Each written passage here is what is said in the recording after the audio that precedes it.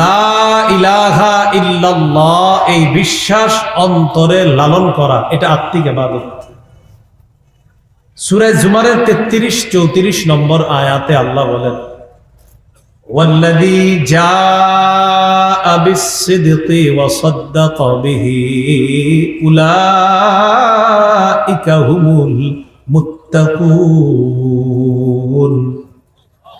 যে ব্যক্তি সত্য নিয়ে আসে এবং সত্যকে দিল থেকে ধারণ করে, সত্য বলে সত্যকে মেনে নেয়, যারা সত্য নিয়ে এসেছে আর সত্যকে সত্য বলে মেনে নেয়, আল্লাহ বলেন আমি তাদেরকে কোরআনে মুত্তাকি বলে ঘোষণা করলাম।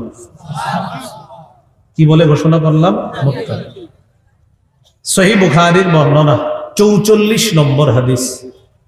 এই হাদিসের মধ্যে আছে, قال رسول الله صلى الله عليه وسلم يخرج من النار من قال لا إله إلا الله وفي قلبه وزن شعيرة من خير।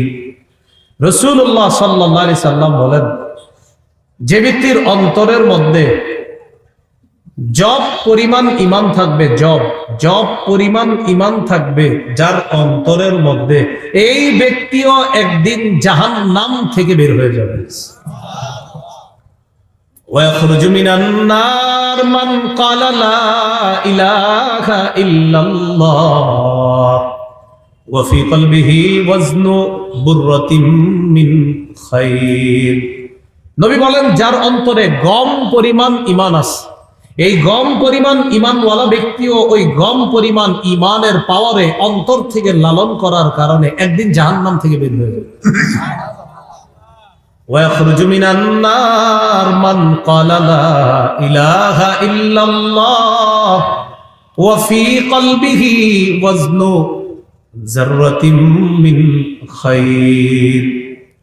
রাসূলুল্লাহ সাল্লাল্লাহু আলাইহি সাল্লাম বলেন, যার অন্তরে অনুপরিমাণ ঈমান আছে, এই ব্যক্তিও একদিন জাহান্নাম থেকে বের হয়ে যাবে।